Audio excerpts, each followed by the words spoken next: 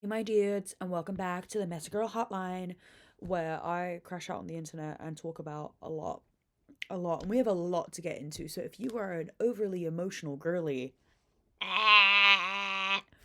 we're going to talk about love, we're going to talk about being bored, and we're going to talk about conquering emotions.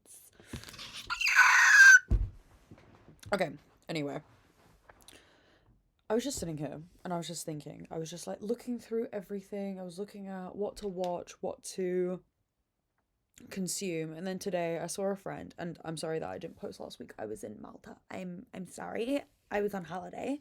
Yeah. Yeah, you wouldn't fucking know anything about that. Shut up, Gabeej. Actually, shut up. Anyway, let me just put my hair up. I was just sitting here and I was thinking to myself, I'm bored. I'm so bored. Like, mind numbingly bored. And I could do university work, but I've done everything I need to do for today until tomorrow. Oh, you could just carry on and grind it. No, but I don't. I know I'm not going to produce the amount of work that I want to produce or the quality of work if I'm just grinding out 30 pages of shit every single night just because I'm bored. Oh, you could study. Yes, I could, but I mentally am drained. Okay, so you just have excuses. Ah, shut up. Right.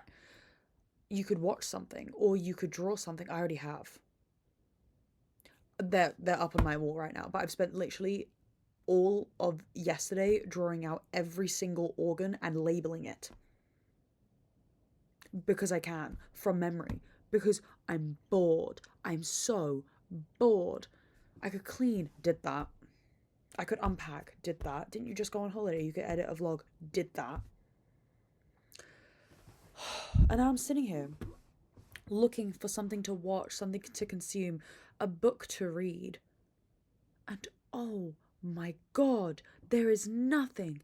Everything is so surface level and it's bullshit. It's boring. Today I was speaking to a friend, right?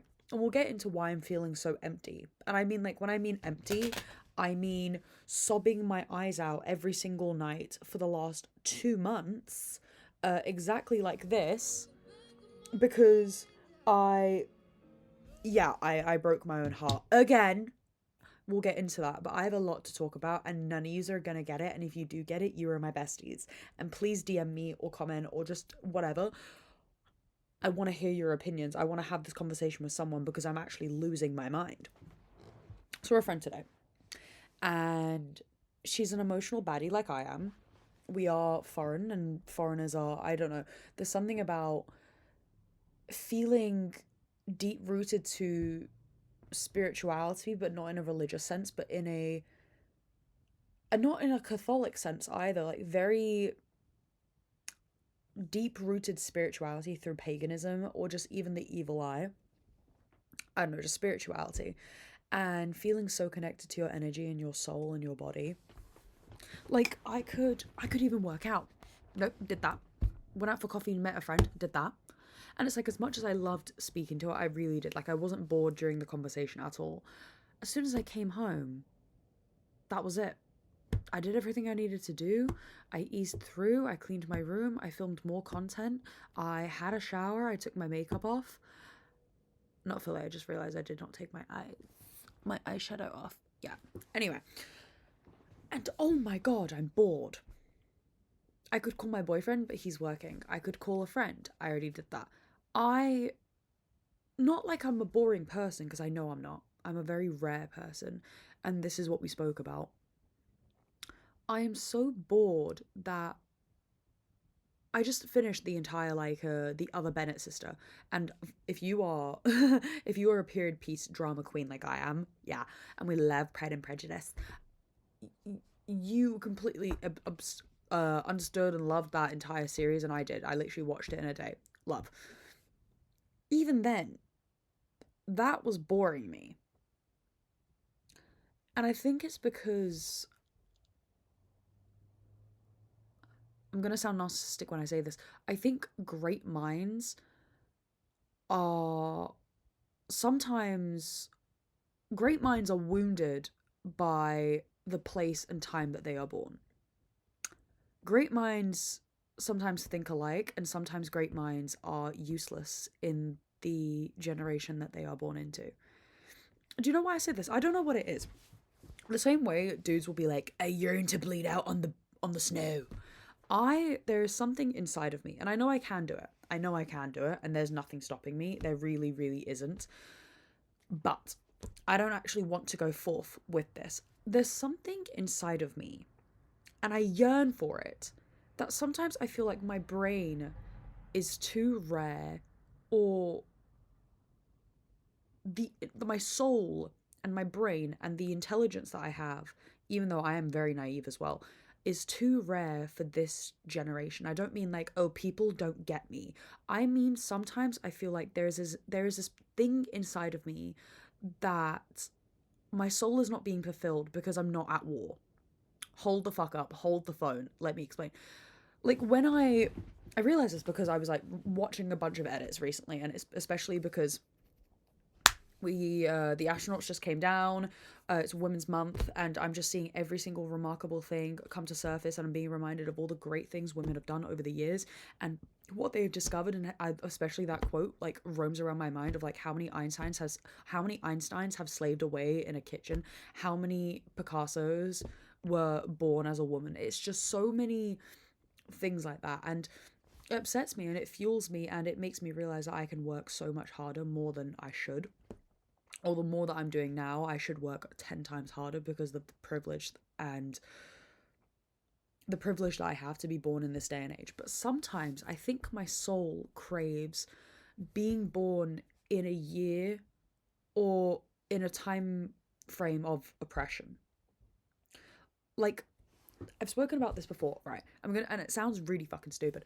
I've spoke about how I don't want to be one of the best. I don't want to, especially because I think it was like Nike came out with this ad. I don't want girls to be one of the best. I don't want to be the first ever woman. I don't want to be the first ever anything. I don't want to be the first ever girl that puts her hand up, first woman that discovers something. I don't want to be the first.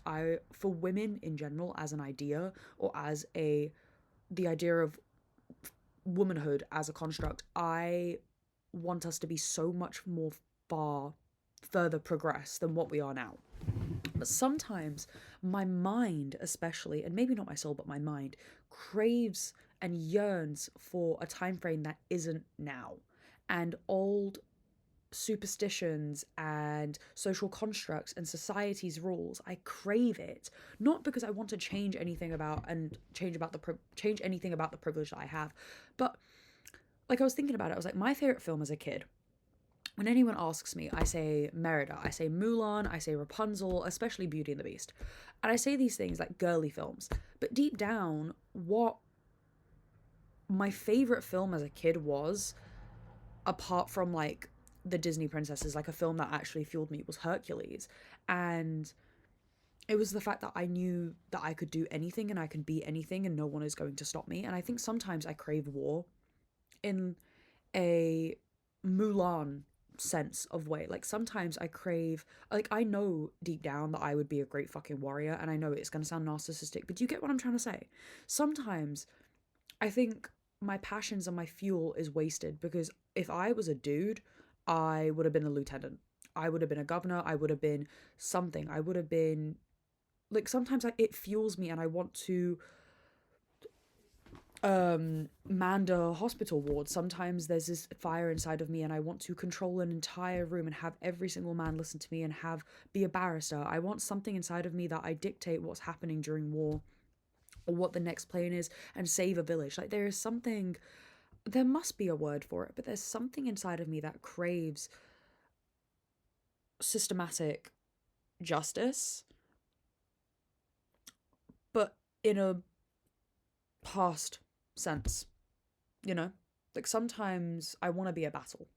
Like, there's this thing inside of me that's like, I want to be a battle, or I want to be one of the first to revolutionize something or find out something or cure something and deal with, and this I mean for myself, because I would not wish this upon any woman, and I believe that feminism is still needing to be pushed and needing to be taught, and the ideology of like man is here and woman is here and we are equal is not true, because we're not equal at all, and we both have the same anatomy in a sense, kind of, but our brains and our hormones are different, and we need to push medicine towards, or research towards, females medicine a lot more. So as a generational communal sense, womanhood and the matter of the woman needs to be pushed, and feminism needs to be pushed a lot more. Misogyny needs to be pushed a lot more, and we have a lot more to teach young girls.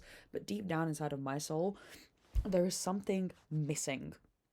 And I used to think, like, when I was younger, because I was like very mentally ill, I used to think that maybe it was love, and maybe there's a part of me that still fuels that adrenaline, or is craving and is addicted to that adrenaline of drugs or sex, or that heated rivalry between two souls and being understood. Like, that's what I mean. I spoke about this. Me and my friends, we were just in Malta, and Luna was saying to me that she's like laughing in my face. She's like, "You like ugly men. You like ugly men." I love intellectual men. I love sitting there and having and bickering with a man, or at least any man or woman, someone that I find attractive because they are able to bicker with me and intellectualize with me and chastise and just have it be so smart, and in a way figure it out. And sometimes I did actually clock it in my head that like House, he's attractive, yeah, he's attractive, but also the way that he conforms sentences and conforms ideas and idealizes no one but himself is very interesting. Maybe I'm attracted to cockiness, but intelligence. I realize this now, that every single person, every single dude I sat next to in high school, I have found attractive because we were able to talk about what was happening. Like, it sounds very mediocre, but like we talk about what was happening in class, and they would actually put effort in because they found me attractive as well. And then we had, oh, maybe yeah, I just have to figure that out by myself. Anyway, I yearned for something, and you're thinking to yourself, why the fuck are you crying? Why the fuck are you yearning for something? Because people, right? So I was just in Malta, and I was talking to this guy outside of a club. He has a girlfriend, I had a boyfriend, whatever, and we were just talking, and we were just getting along with each other, and we were talking about the Romance languages and Greek mythology and where we were in the medieval ruins that we saw that day. Or because I did a lot in Malta, and you'll see that in the vlog, aka like visit multiple different cities and um talk to so many people, and it was just so nice to actively like talk about something. And he was like, oh, you like the Latin languages, my mum teaches Latin. I was like, I would die to learn this, and I would die to learn about Greek mythology, or just even paleontology, or any type of like archaeology, in a sense, like any type of ology. Love it, love it, love it, love it, whatever. And we're talking about it, and I said, aren't you bored? Because he was talking about like how I don't drink, and I was saying, yeah, I don't drink. I've still gone out and like boogied, and I shook my ass in like multiple different clubs to Luna. I was like shaking my booty. I was like, anyway. And he was like, aren't you bored? And I said, I'm very bored. I'm always bored. I'm always bored because nothing stimulates me. Nothing drives me. And he goes, yeah, I understand. Everyone here is boring. And I said, that's just because you have a girlfriend. And because he was drunk, and he was like, no, I'm sobering up now. But I look at these people and I realize that there is nothing above surface. There is nothing below surface level. And I said, you completely understand me. And there was no attraction. It was just in a sense of like, it felt refreshing to have someone say something that you've said your entire life. There's this one film, Flipped, and there's a quote inside of it. And I was talking about this to my friend today, that a painting is more than just some of its parts. And when you look at a painting, and as soon as you understand this quote, you can start thinking, is the word I'm going to use, thinking and seeing a painting for what it truly is, no matter what art or the artist has created. Like, sometimes you look at paintings and sometimes it is just like tax evasion, but sometimes you look at paintings and you think to yourself, altogether it is a mess.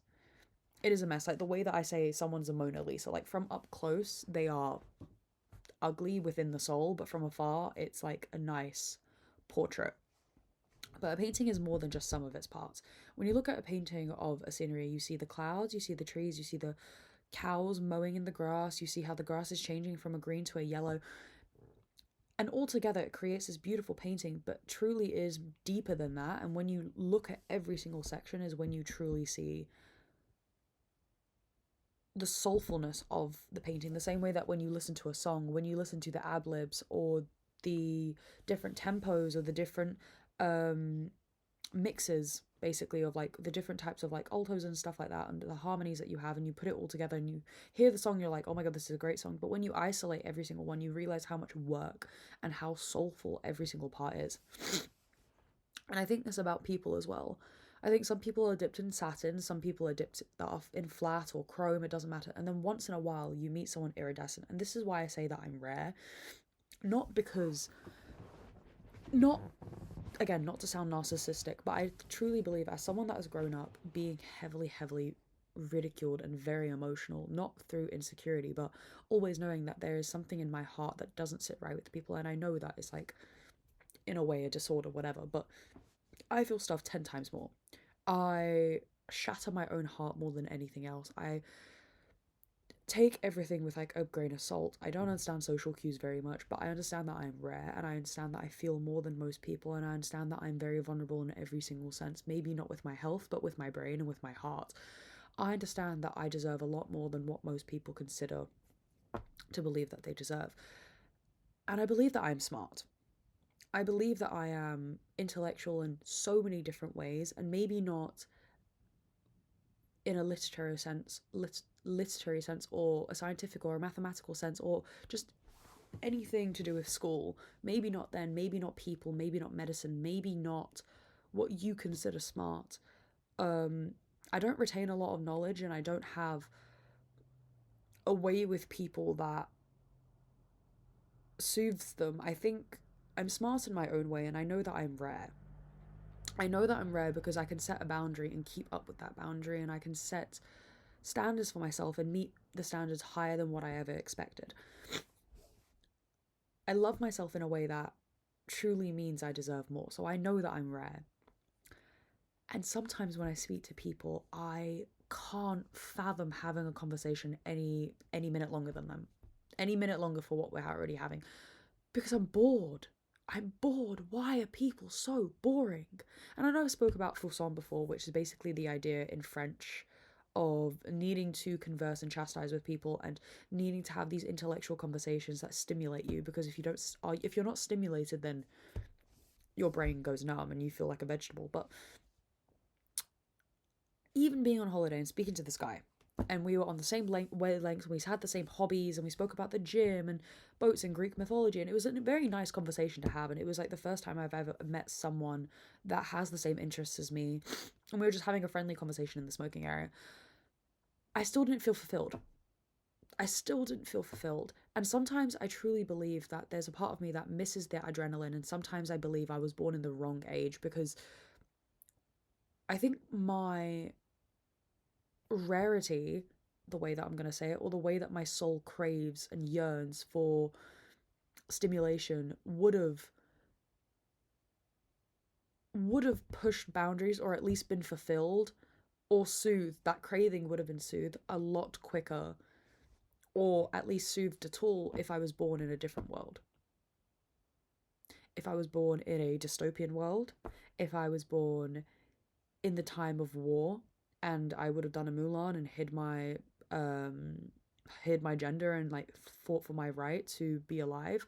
I would love to have been like one of the first ever female surgeons and discover carbolic acid and ether and all these different things. And it's like sometimes I believe that, again, I don't know, I could be a paramedic, I could be a midwife, I could solve so many different things. But I think with society, there is something dismal about this understanding of like how much worth you have. Because even as a nurse myself, it's like you're you're looked at differently. You're looked at in a vulnerable sense because you are doing the Lord's work, in quotes, to some people, and you save some people's lives, or you save people's appearances, is basically what I do. I won't lie, I'm not saving anyone's life, but I am saving their appearance. And but on the other hand, you are doing nothing. And I see that in every single woman. And as I see, because I work in an all-female clinic and I run an all-female clinic, every single one of them is just mediocre. Not their talents and not their brains. They are so beautiful and so radiant, and they are so smart, and they put so much work in to be like that. But I think as a woman, it's so easy to them because they're talented and they know that they're talented, and they're talented in a way because they chose to be there. Do you get what I'm trying to say? It's in the sense of like, I put 10 years of work in, not me, but them. They put 10 years of work in, they put the strive to be there, and they've done 1,000 cases, 1,000 surgeries, whatever. And it's easy to them because why would it not be? And I think I said this to my friend today. She was like, "Oh, how's the business going? How's everything?" And I said, "I'm bored. I'm bored. I can run a business in a day from my laptop from anywhere in the world. I could do surgeries with my eyes closed. I could clean and dictate and do rotas and stuff like that. Like, honestly, if I quit or I left, I could get I truly believe I could get any single managerial role anywhere else straight away, because I'm good at what I do. And because I'm good at what I do and I can do it with my eyes closed and I can do it blindly, not because I'm talented or gifted, just because I've done it for so long, and I have this idea in my head that's like, why wouldn't I be good at what I do? Because why would I half-ass anything in life? There's something about that just bores me. It bores me, even to the point where being in a clinical field or taking care of people or having these conversations with cancer patients and all these different little things bores me now. And I realized that whilst I was away, because I was looking around at the beach and I was sitting there and I was like, this is the most peaceful place in the entire world, like this Mediterranean Ocean. I'm so privileged to be here. I'm so honored to be here. And all I could think to myself was, okay, like I'm at peace and I'm rested, but I want more. I want something more. I don't want to be exuberated or exhausted from motherhood. I don't want to have a child. I don't want to take up a new hobby because I know I would be good at it, and I know, as I said, I'm going to sound narcissistic. I'm going to be good at it, and I know I'm going to fulfill myself. Like, I could study more, I could get my doctorate, but then it gets to a point where it's like, my friends are doing that now. I'm doing that now. I'm doing my second part of my qualification. Like, I'm doing radiology now. Sorry. And what's next? I've already found love, and I love that's pure and unconditional and makes me feel safe, and we don't argue and there's nothing there. And sometimes I think to myself, maybe people are so bored that they do create agony for themselves and they create pain and they start these arguments, or like, and I won't lie, I have done it before. Like, I spent my entire childhood, in a sense, craving adrenaline and making up these stories, not like lying, but creating these stories in my head and kind of fueling that delusion of like, you should start an argument with this person, you should cut off this person, you should constantly be in fight or flight because that's what is normal to you. And now that I choose to be peaceful and healthy, nothing, and I mean nothing stimulates me. The last thing that stimulated me was a series I just finished called The Artful Dodger, and oh my god, I can talk about it all day! Ah!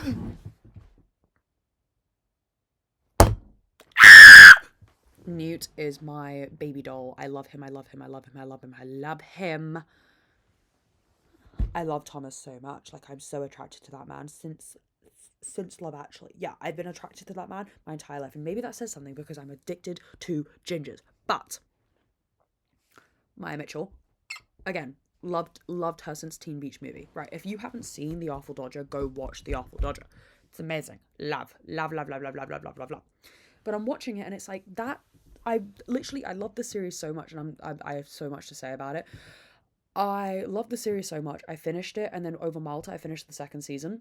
Literally, I could have finished it in a day, but I gave myself an episode a day because my heart could not take it. Like, my heart physically, and I know it sounds really, really stupid, but I know a lot of people are not going to stand it, but with the way that my brain thinks, I feel pain a lot more than most people. I feel it 10 times worse. I feel any type of emotion 10 times worse. Like, I'm a very destructive person. I'm a very, like, up and down person.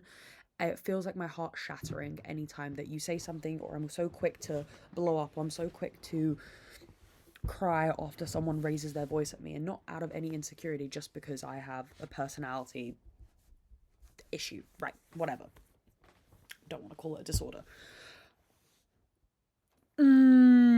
Their relationship is exactly what I craved from House, except there was no miscommunication.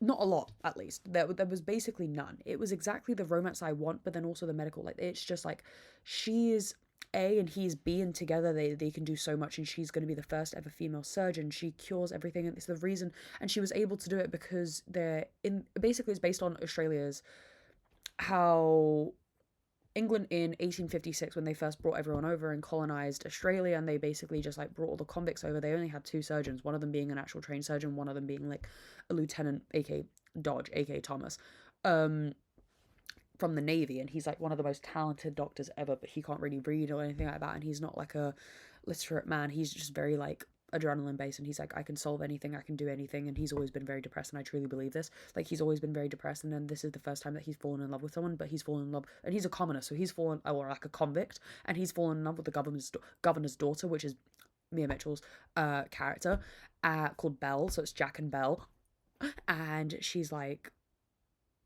dying, basically, is what I'm gonna say. Like, she's dying inside, and she's like, oh my god, and she needs to feel alive, so she does surgeries, aka she forces herself into surgical rooms, places that she should not be because she's a woman at that time, and she feels alive from that, and then they fall in love, and he feels safe, and this is the first time he's always felt adrenaline, but this is the first time he feels safe, so she's gone from safe to adrenaline, he's gone from adrenaline to safe, and then they are together, and they need to be together for the rest of my life. And if I have to say anything, right, and if anyone has watched it, the little girl that happened in season 2, I need Box to fall in love with her, because he's not going to fall in love with a woman, because he fell in love with Belle, and then he realised that, no, I'm a good person, and he loves it, so I'm not going to change it, but he needs love, but not in like a physical and lustful sense. I think he's always going to mourn his mum, but that little girl has just become like an orphan. I feel like he should adopt her, and he should be a father and love someone, because he has so much love to give, and he's such a good man. I think that would be a great thing, instead of adopting her into the family. I think there needs to be something between Jack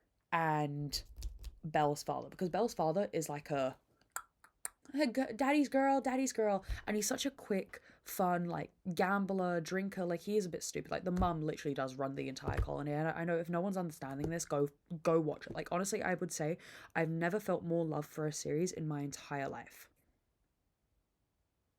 It crippled me. It crippled me the same way Dracula crippled me, and I cried my eyes out for 2 months. It crippled me the same way multiple books have crippled me, but never a series. But this has, or a film. This has. There is so much depth to it, and their characters and their chemistry is amazing. I need Sneed, aka the other doctor, to find love, and I need Hetty, because she's a sister, basically she's like a nun. I need her to become either a priest, or I need her to become like the head of like the church or something like that, or there needs to be a new priest or whatever. I need Sneed to find love, because he truly deserves to be loved in so many different ways. I need Franny to become like a master gang. Like, Red kind of like goes out of nowhere. I know no one, this is probably not making sense for anything, but I need her to become like a gang. She's already a gang member, aka she's Belle's sister, so she's also like a governor's daughter.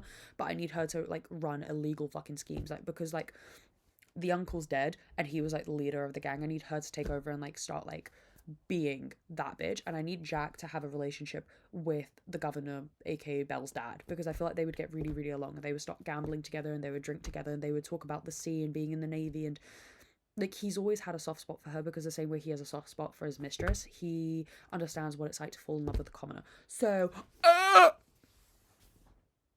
but yeah, after I watched it, I was like gut wrenched, and I was literally like turning in circles. Like, I've not stopped crying. Like, I've not stopped crying. I've not stopped crying. I've not stopped crying. There is a part of my soul that is shattered, because it is truly a depiction of unconditional love and loving someone so fully despite everything that you believe and despite every single social norm. It is, and I mean this, and I hope this convinces someone, it is what Benedict Season or Benedict Bridgerton could not do, or what we wanted it to be. This bullshit of like, will you be my mistress? And in this fucking series, it's like, she's like, I will not be your mistress. And he's like, you will never be my mistress. You are my beloved. We will find a way to get married. Dudes.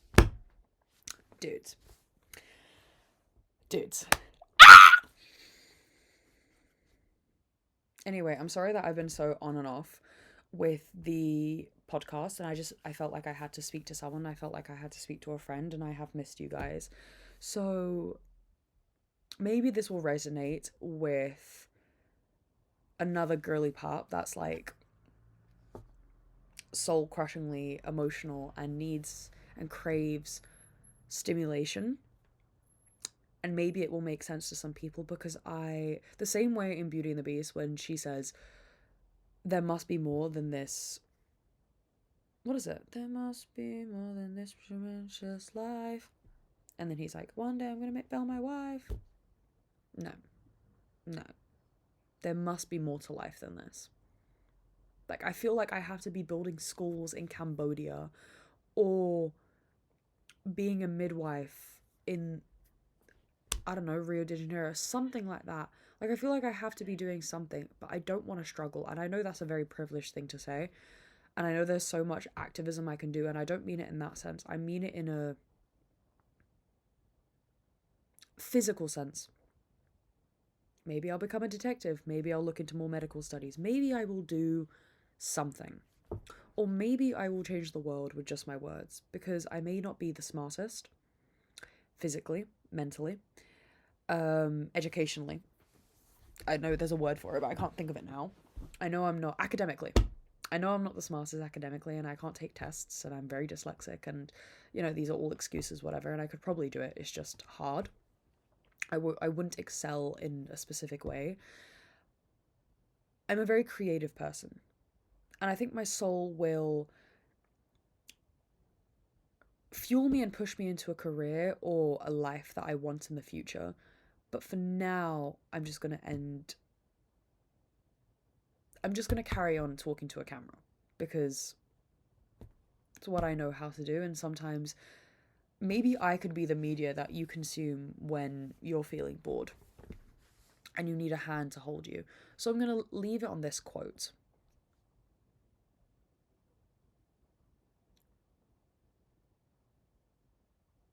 The last stage of love is letting go in every single sense. And sometimes the fact that it ended makes it special. Love yous.